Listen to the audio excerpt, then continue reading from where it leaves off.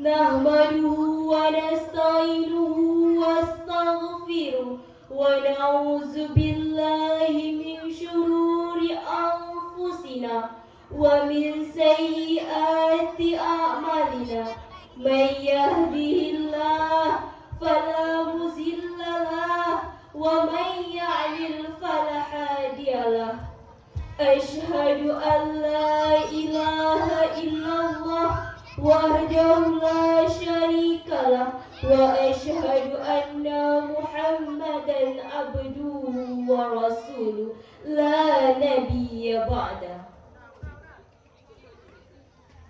Puji beserta syukur kepada Sang Khaliqul Alam Allah Subhanahu wa Ta'ala yang telah melimpahkan nikmat iman dan nikmat Islam. Salawat bermahkotakan salam kita sanjungkan kepada baginda Nabi besar Muhammad sallallahu alaihi wasallam yang telah merobek-robek kemaksiatan dan menyelamatkan umat manusia dari alam jahiliyah ke alam yang berilmu pengetahuan. Penghormatan saya kepada wali selaku pimpinan Dayah Nahdlatul Fatah dan penghormatan saya kepada panitia pelaksana acara.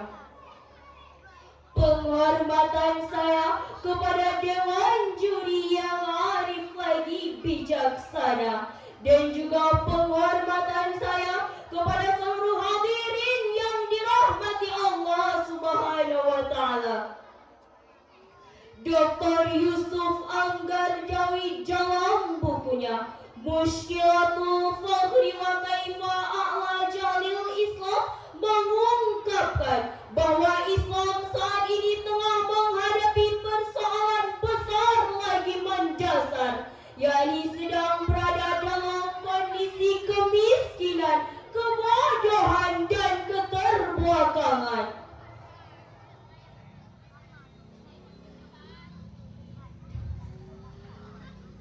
Hal tersebut hadirin didukung oleh Profesor Dr. Nurholis Majid yang menjelaskan bahwa Islam adalah agama visioner dan revolusioner. Namun sayang, Islam saat ini betul-betul sedang dicongkrong oleh gurita kemiskinan dan kebodohan. Ungkapan tersebut hadirin bukan hanya mengumbar kata tanpa fakta, sebab secara di Jordan di faktor kita kalah dengan Amerika yang kapitalis. Kita jauh tertinggal oleh Cina yang konfusionis. Bahkan kita jauh terbelakang oleh Jepang yang Buddhistosis. Tampaknya hadirin, bangsa kita hanya akan menjadi bangsa dengan jiwa pengemis, bermental apatis, berwatak iblis, pikirannya kotor, jiwanya kendor, mentalnya molor, yang kerjaannya hanya melihat goyang gebar dan bargoy. Beranjak dari tekad inilah hadirin, tergugah hati saya untuk menyampaikan sebuah serahan Al-Quran yang berjudul Memperkuat Spiritualitas untuk Menuju Indonesia Tangguh.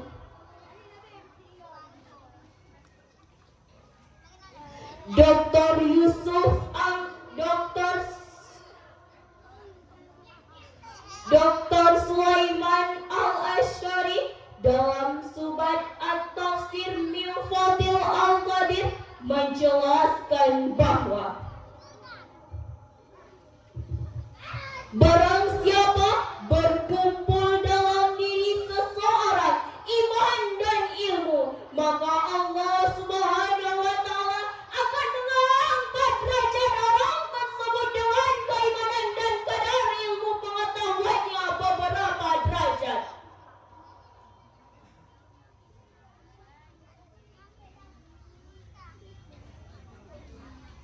Namun sebaliknya hadirin, jika ilmu tanpa didasari iman, maka hanya akan melahirkan model manusia jahiliyah, akidahnya lemah, imannya rendah, dan kerjaannya hanya akan membuat hancur bangsa.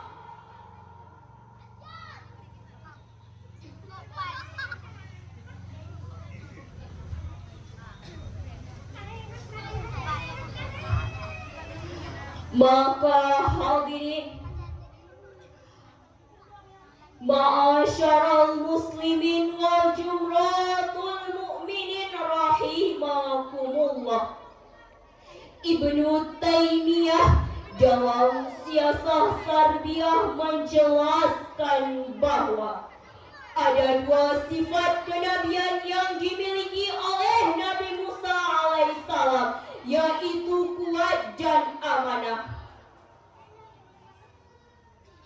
Muhammad Quraisy Shihab dalam tafsir Al-Misbah menjelaskan bahwa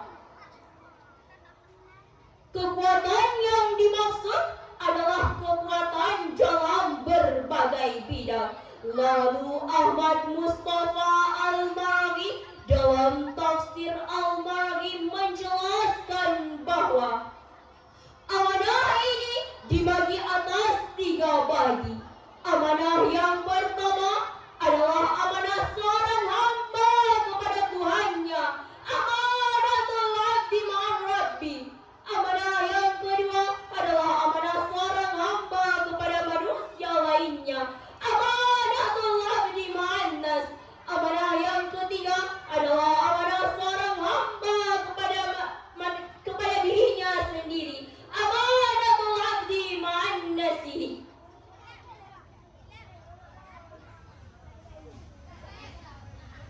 Ma'asyaral muslimin wal jumratul mu'minin rahimakumullah. Perhatikanlah hadirin, akhir-akhir ini kejahatan banyak dilakukan oleh orang-orang yang berpendidikan, berilmu dan berwawasan. Orang bodoh kalau mencuri hanya untuk mendapatkan sesuap nasi. Namun orang bodoh kalau mencuri hanya untuk mendapatkan makanan sehari-hari. Namun jika orang berpendidikan dan berdasi mulai beraksi hanya dengan bersenjatakan pena, mengotak-atik dan memanipulasi data, hanya dengan sekejap mata hadirin mampu merogoh uang negara dengan miliaran rupiahnya. Bukankah saat ini hadirin kita sedang dibuat bingung? Namun siapakah yang maling? Polisi kena, hakim kena, jaksa kena, bahkan KPK-nya pun kena. Ma'asyaral muslimin wal jumratul mu'minin rahimakumullah.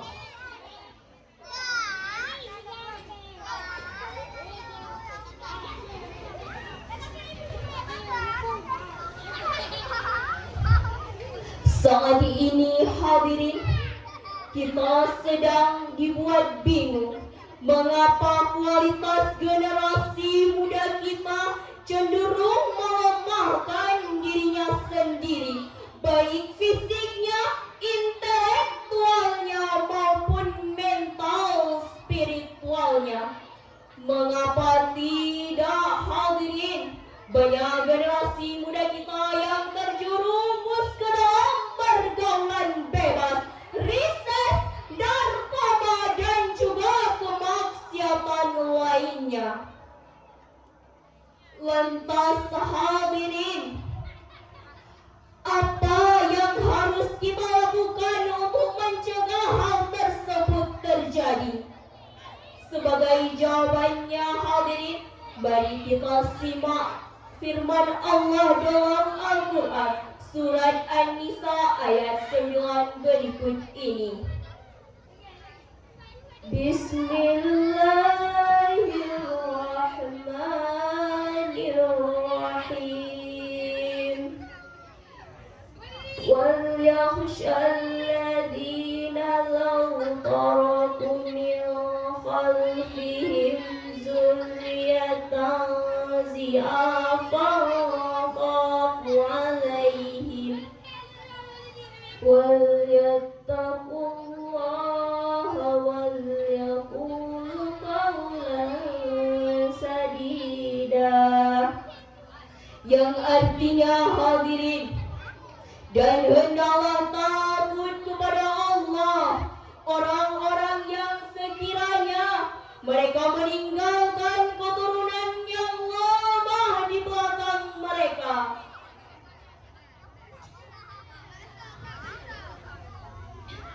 dan mereka yang khawatir terhadap kesejahteraannya. Oleh sebab itu hadirin, maka hendaklah bertakwa kepada Allah dan hendaklah berbicara dengan tutur kata yang benar. Ma'asyaral muslimin wal jumratul mu'minin rahimakumullah. Ayat di atas diawali dengan kata wal yakhsha yang merupakan zigot amar. Kaidah usul fikih mengatakan al-aslu fil amri lil wujud,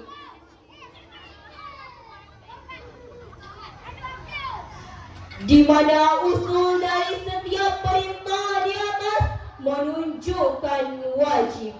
Maka wajib bagi kita untuk tidak meninggalkan anak-anak generasi dalam keadaan lemah.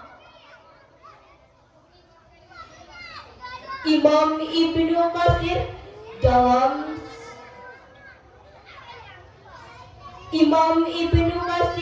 dalam tafsir Al-Qur'anul Azim juz pertama halaman 334 menjelaskan bahwa